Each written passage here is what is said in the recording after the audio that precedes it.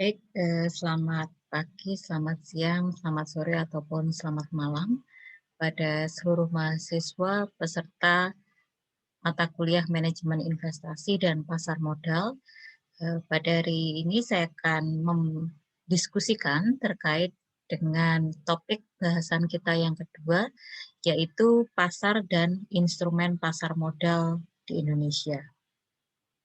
Jadi yang Anda harus pahami pertama kali adalah apa itu pasar modal, ya.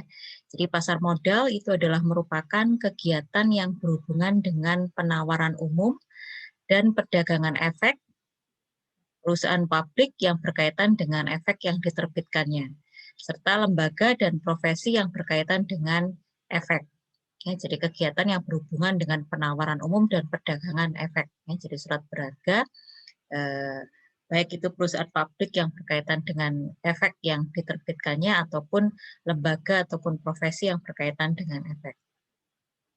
Nah, ini adalah arus dana. Jadi pemodal ataupun investor itu menyerahkan dana ke pasar modal, kemudian di sini adalah didistribusikan kepada perusahaan atau institusi pemerintah yang membutuhkan dana tambahan.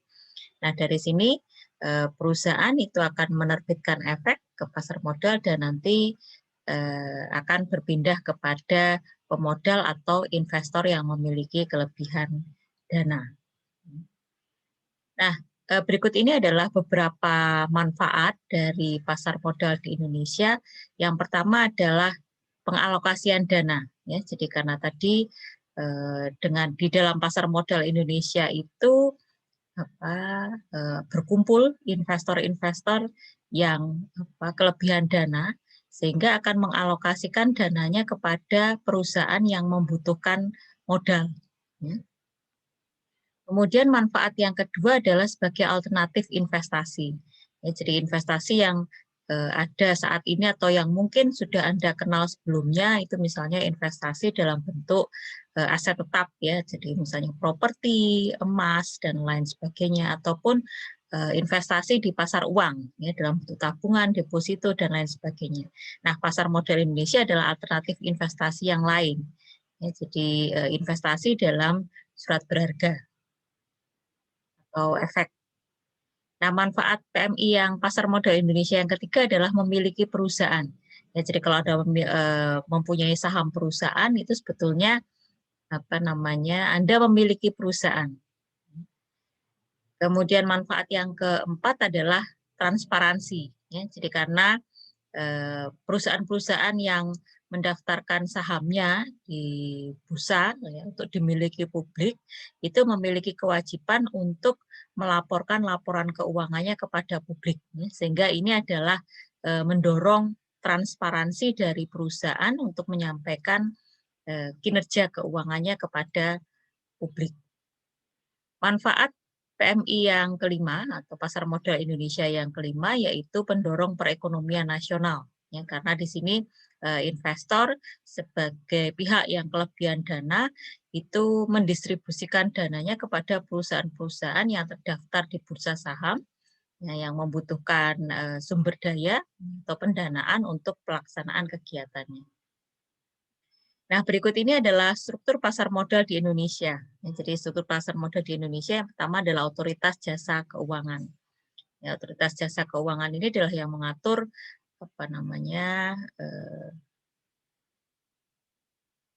bursa saham, ya, bursa saham yang ada di Indonesia.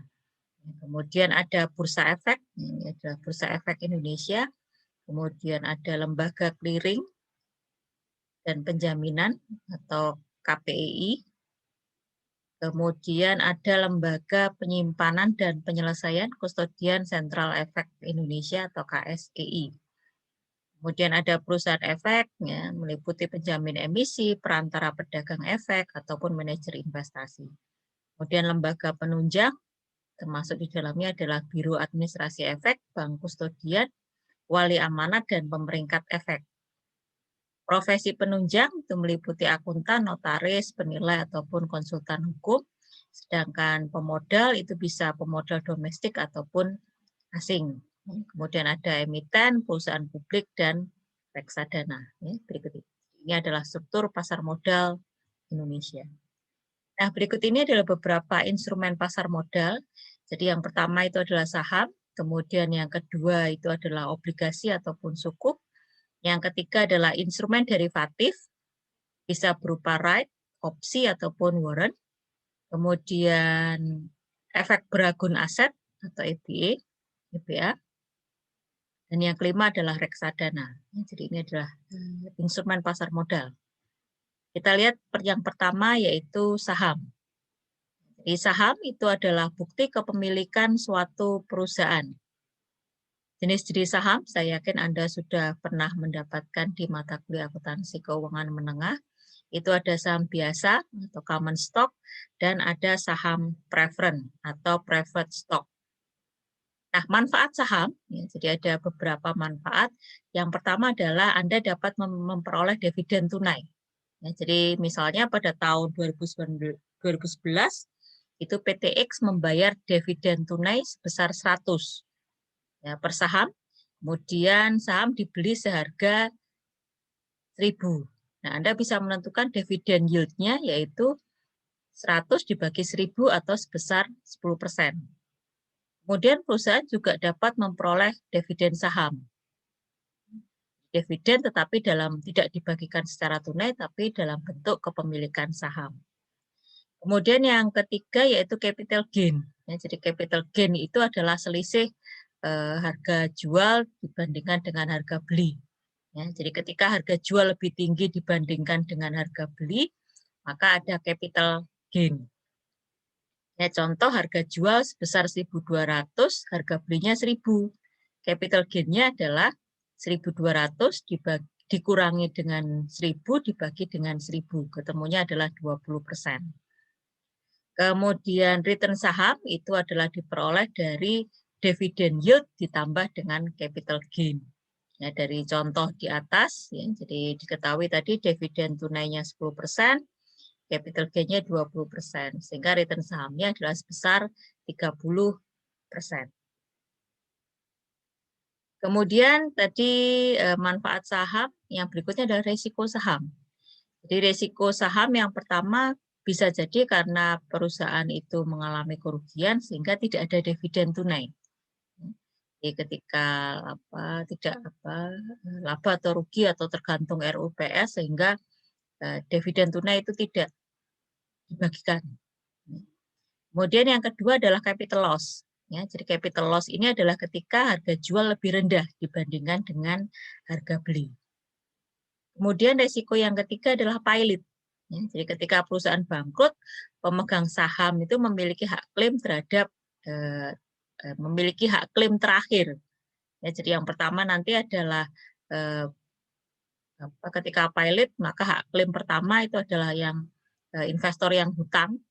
Ya, kemudian yang berikutnya adalah saham preference, setelah itu adalah saham biasa.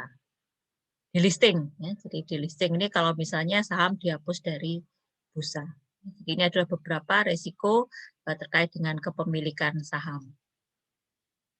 Kemudian yang kedua adalah obligasi. Jadi jenis yang kedua yaitu obligasi adalah surat bukti hutang. Nah, unsur obligasi ini adalah meliputi nilai nominal atau face value, bunga ataupun kupon, serta jatuh tempo atau maturity date. Sedangkan jenis obligasi itu dikelompokkan menjadi dua, yaitu obligasi korporasi atau corporate bond dan obligasi negara atau government bond. Nah, berikut ini adalah keterkaitan atau hubungan antara bunga versus harga. Ya. Jadi kalau Anda punya tabungan, punya deposito, sebetulnya Anda itu melakukan investasi di pasar uang, ya, bank. Kemudian kalau Anda punya saham, itu berarti Anda melakukan investasi di pasar modal. Nah, ini adalah keterkaitannya. Kalau tingkat bunga bank itu lebih tinggi dari return yang diberikan, ya, atau tingkat keuntungan yang diberikan di pasar modal, investor akan lebih cenderung menanamkan uangnya di pasar uang dibandingkan dengan pasar modal. Sebaliknya, jika tingkat return yang diberikan pada di pasar modal atau di perusahaan itu lebih tinggi dibandingkan dengan bank, maka tentu saja investor itu akan menanamkan dananya di pasar modal dibandingkan di pasar uang. Nah, berikutnya ini adalah terkait dengan bunga obligasi. Saya yakin Anda juga sudah pernah memperoleh bagaimana perhitungan ataupun pencatatan transaksi terkait dengan obligasi. Jadi pada tahun pertama itu investor menyerahkan dana ke PTX, ya, sebagai pihak yang berhutang. Kemudian setiap tahunnya atau setiap akhir tahun itu investor akan menerima bunga ya, dari PTX. Dan seterusnya sampai dengan jatuh tempo. Nah, ketika jatuh tempo, maka perusahaan akan membayarkan pokok pinjaman serta bunga yang pada akhir tahun ya, kepada investor. Nah, ini tadi yang saya sampaikan ketika perusahaan itu dilikuidasi, ya, maka yang pertama kali dibayarkan adalah investor obligasi. Setelah itu baru investor saham. Nah, mungkin Anda juga mengenal ada istilah obligasi konversi. Jadi obligasi konversi itu adalah obligasi yang bisa dikonversi menjadi saham. Jadi hutang, surat hutang dipindahkan menjadi hak kepemilikan kepada satu perusahaan tertentu. Nah, yang berikutnya adalah sukuk. Jadi sukuk ini adalah merupakan istilah yang dikenalkan sebagai pengganti dari istilah obligasi syariah. Ya, jadi obligasi syariah itu dikenal dengan nama sukuk. Kemudian ada bukti right. Ya, jadi didefinisikan sebagai hak memesan efek terlebih dahulu pada harga yang telah ditetapkan selama periode tertentu. Jadi dia kalau bukti right itu kita bisa hak untuk memesan. Ya, jadi kita mau pesan berapa untuk investasi yang akan kita tanamkan pada satu saham tertentu. Ya, ini. Sehingga pada saat perusahaan akan menerbitkan saham baru, maka investor tadi yang memiliki bukti right tadi dapat menyerahkan karena dia sudah pesan duluan. Kemudian yang berikutnya adalah dilusi kepemilikan. Ya, jadi ini ada kita bisa melakukan di exercise atau tidak karena tadi hak untuk kepemilikan saham. Ya, jadi apakah kita mau mengexercise atau memesan. Jadi yang baru memesan itu apakah betul-betul dibeli atau tidak. Dan ini adalah warrant. Ya, jadi ketika perusahaan itu IPO, itu perusahaan investor bisa membeli sahamnya atau bisa membeli warrant. Ya, jadi warrant itu nanti belinya ketika pada waktu tertentu, ya, jadi tidak pada saat IPO.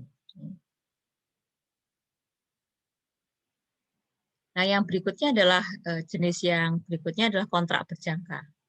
Jadi kontrak berjangka ini adalah kontrak antara dua pihak yang mengharuskan mereka untuk menjual atau membeli produk yang menjadi variabel pokok di masa yang akan datang dengan harga yang telah ditetapkan sebelumnya. Jadi ada dua pihak yang melakukan transaksi jual atau beli produk yang menjadi variabel pokok yang di masa datang dengan harga yang sudah ditetapkan sebelumnya. Jadi ini adalah untuk melindungi agar tidak terjadi perubahan harga yang cukup signifikan. Nah, berikutnya adalah kontrak berjangka indeks efek. Jadi bisa meliputi LQ45 futures, lindung nilai atau hedging, spekulasi, arbitrage, ya, spot market ataupun future market. Ya, jadi yang diperjualbelikan adalah indeksnya atau keturunannya. Yang berikutnya adalah efek beragun aset.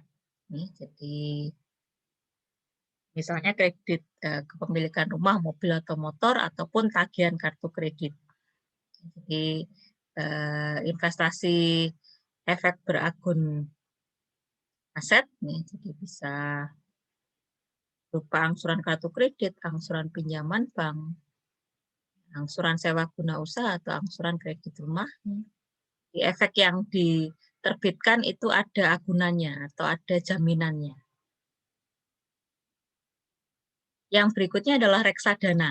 Jadi reksadana ini adalah sekumpulan saham, obligasi, serta efek lain yang dibeli oleh sekelompok investor dan dikelola oleh sebuah perusahaan investasi yang profesional. Ya, jadi ini perusahaan investor itu melakukan diversifikasi, artinya investasinya tidak hanya pada satu jenis efek saja, tetapi beberapa. Jadi ada saham, obligasi, serta efek lain yang dibeli oleh sekelompok investor, ya, tidak hanya satu investor, tapi beberapa investor, dan dikelola oleh sebuah perusahaan investasi yang profesional. Nah, reksadana ini dikenal dengan reksadana terbuka dan reksadana tertutup. Ya, jadi reksadana terbuka itu adalah reksadana yang dapat dijual kembali kepada perusahaan manajemen investasi yang menerbitkan tanpa melalui mekanisme perdagangan di bursa efek. Ya, jadi tidak harus melalui mekanisme perdagangan di bursa efek. Harga jual biasanya sama dengan nilai aktiva bersihnya. Nah, sebagian besar reksadana yang ada saat ini adalah merupakan reksadana terbuka melalui manajer investasi profesional. Yang berikutnya adalah reksadana tertutup. Ya, jadi kalau reksadana tertutup itu adalah reksadana yang tidak dapat dijual kembali kepada perusahaan manajemen investasi yang menerbitkannya. Nah, unit penyertaan reksadana tertutup hanya dapat dijual kembali kepada investor lain melalui mekanisme perdagangan di bursa efek. Ya, jadi tidak bisa dijual kepada perusahaan manajemen investasi yang menerbitkan, tetapi hanya dapat dijual kembali ke investor lain, ya, melalui bursa efek. Kemudian terkait dengan harga itu bisa di atas atau di bawah nilai aktiva bersihnya, ya, jadi melalui bursa efek. Nah, manfaat dari reksadana, jadi yang pertama adalah investor akan memperoleh dividen dan atau bunga, jadi bisa dapat dividen, bisa dapat bunga ataupun dividen dan bunga. Kemudian capital gain, ya, jadi keuntungan kalau nilai jualnya itu lebih tinggi dari ketika dia membeli. Kemudian yang ketiga adalah meminimalisasi risiko. Nah, kemudian tadi ya, jadi diversifikasi juga, ya, jadi karena ada istilah don't put your egg in one basket. Jadi jangan letakkan telur Anda dalam satu keranjang. Ya, jadi kalau misalnya jatuh ya pecah semua. Jadi sama seperti ini ketika Anda melakukan investasi, maka Anda harus melakukan portofolio. Ya, jadi investasinya tidak hanya pada satu jenis aset saja, tetapi beberapa. Ya, jadi ini adalah untuk menghindari risiko. Nah, kemudian juga tadi selain diversifikasi, ya.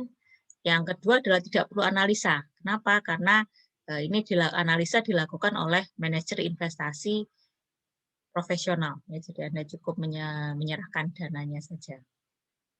Yang menentukan obligasi mana yang dipilih, apakah saham PTA, PTB, kemudian apakah surat beragam sertifikat Bank Indonesia atau deposito, ya. Yang menentukan atau yang melakukan analisa adalah manajer investasi profesional.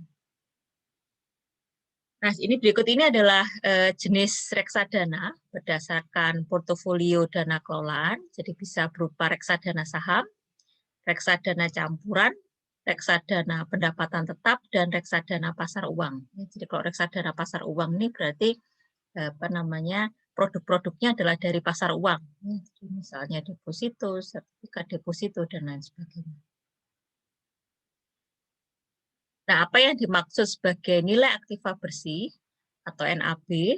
Jadi NAB itu adalah merupakan salah satu tolok ukur dalam memantau hasil dari reksadana. Di NAB ini per saham atau per unit penyertaan itu adalah harga wajar dari portofolio reksadana setelah dikurangi dengan biaya operasional dibagi dengan jumlah unit penyertaan yang beredar. Itu tolok ukur dalam melihat hasil, ya.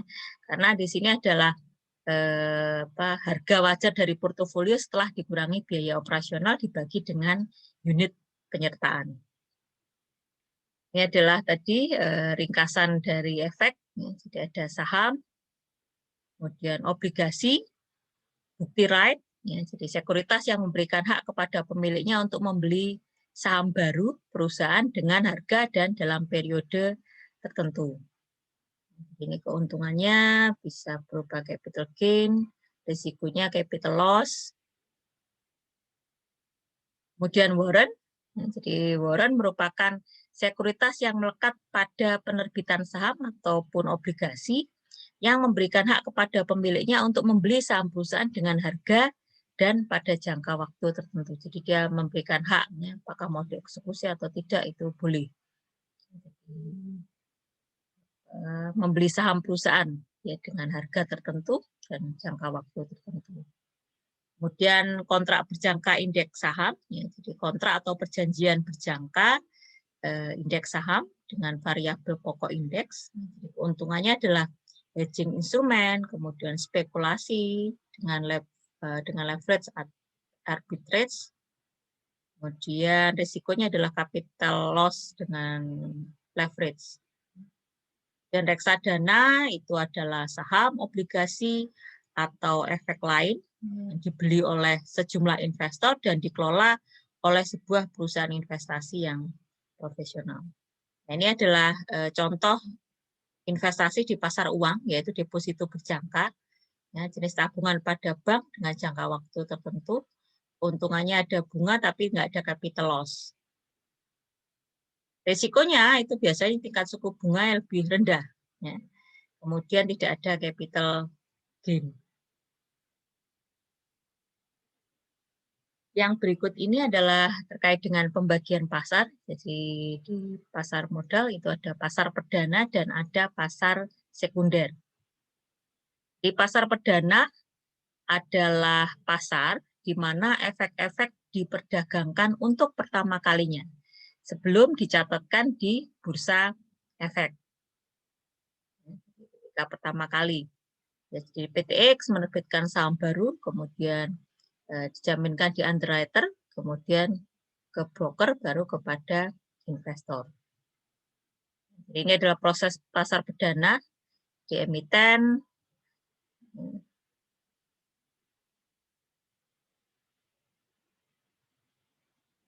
Jadi apa namanya, terkait dengan proses pasar perdana, ya, jadi ada emiten, penjamin efisiensi, agen penjual, investor. Ya, jadi ini adalah pihak yang terkait ketika proses pasar perdana.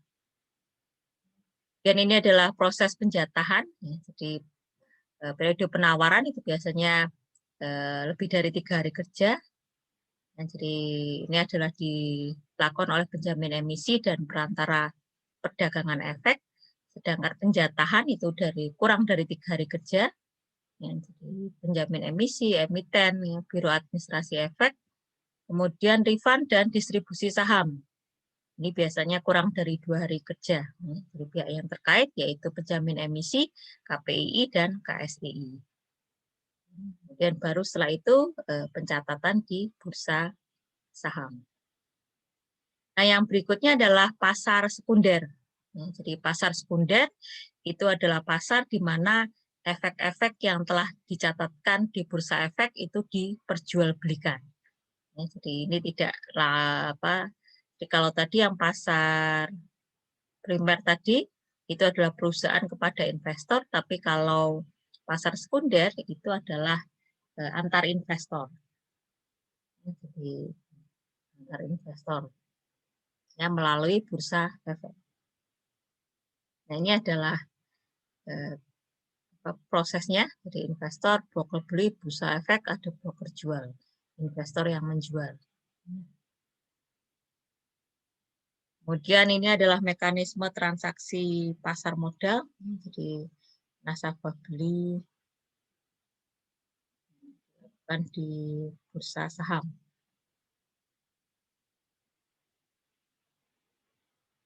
Nah, yang berikutnya adalah satuan perdagangan dan satuan perubahan harga. Jadi satuan perdagangan, jadi biasanya satu lot itu berisi 100 lembar. Jadi, kalau di pasar reguler dan pasar tunai, satu lot adalah 100 lembar. Tapi perdagangan di pasar negosiasi itu tidak menggunakan satuan perdagangan. Nah, ini adalah fraksi harga. Jadi fraksi harga kurang dari 200, 200 sampai dengan 500, 500 sampai dengan 2000, 2000 sampai dengan 5000, dan lebih dari 5000. Kemudian ini adalah step value-nya. Jadi kalau kurang dari 200 itu 1, maksimum price step-nya adalah 10, dan seterusnya. Di mekanisme terjadinya transaksi atau matching itu diselesaikan berdasarkan prinsip prioritas waktu dan prioritas harga. Jadi harus ada kecocokan antara investor yang menjual dan investor yang membeli terkait dengan harga. Nah, ini adalah penyelesaian transaksi. Nah, jadi kalau di pasar reguler itu hari bursa kedua setelah terjadinya transaksi. Jadi transaksi bursa T+2, kalau pasar tunai hari bursa saham dengan terjadinya transaksi bursa, jadi pada saat itu juga di T+0.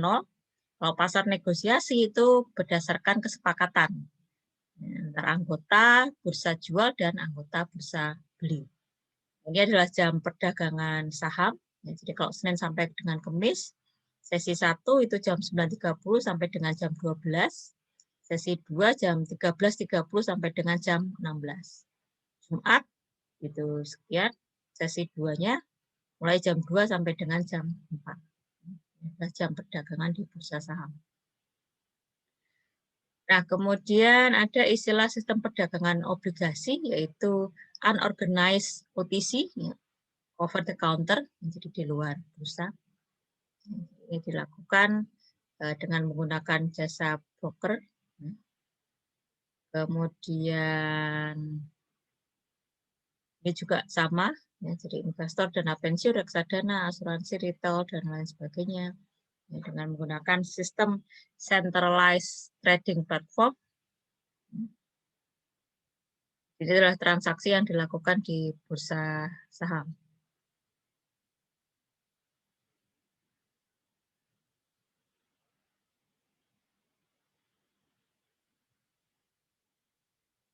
Nah, berikutnya adalah perdagangan obligasi retail melalui bursa. Jadi ada investor jual, ada investor beli. Jadi kalau misalnya hasil transaksi itu sudah klop antara investor jual dan beli, maka akan dilakukan proses clearing sampai dengan proses penyelesaian transaksi melalui KSEI.